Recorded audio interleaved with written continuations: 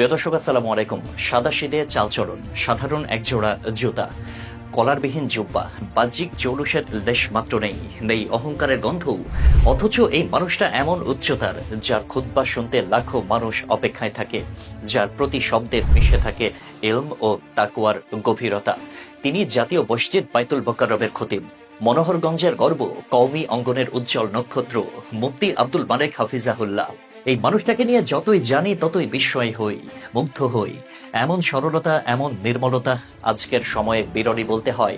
সম্প্রতি একটি ঘটনা এই মানুষটির উচ্চতা আরো একবার চোখে আঙুল দিয়ে দেখিয়ে দিল। এটা ছিল উস্তাদে মোহতারাম হযরত মাওলানা শায়েখ আব্দুল মালেক সাহেব হাফির এক আজীব কারগুজারি।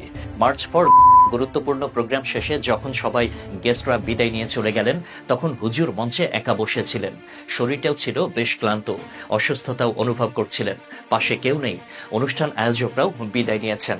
এরপর হুজুরকে স্টেজ থেকে মন্দির গেট পর্যন্ত পায়ে হেঁটে নিয়ে যাওয়া হলো।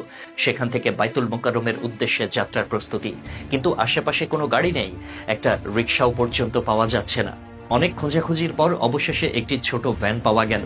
এমন সময়ও হুজুর নিজে গিয়ে ভ্যান চালকের কাছে অনুরোধ করলেন, ভাই, কষ্ট হবে, যেতে পারবেন? সাধারণ মানুষ যেভাবে কৃতজ্ঞ চিত্তে কারো সাহায্য কামনা করে, হুজুর ঠিক সেভাবেই করলেন।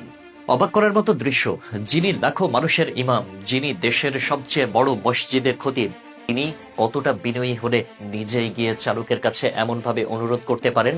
এখানে নেই কোনো বিশেষ সুবিধাভোগের মনোভাব, নেই আত্মস্তম্ভিরতা। এটা হলো খাঁটি আলেমের পরিচয়, তাকওয়ার প্রতিচ্ছবি।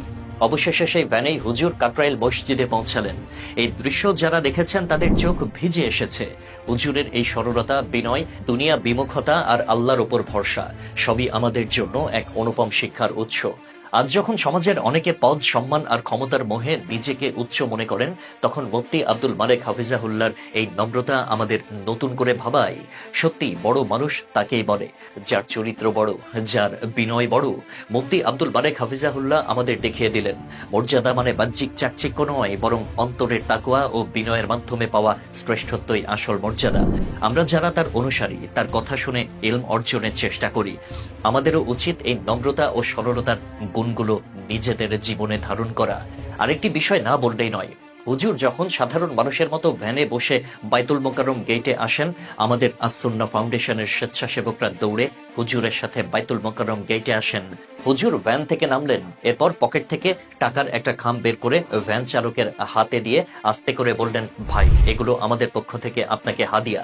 তবে অনাকাঙ্ক্ষিতভাবে একটা কথা চাউর করা হচ্ছে যে ভ্যানওয়ালাকে হুজুর সভাপতি হিসেবে প্রাপ্ত সব টাকা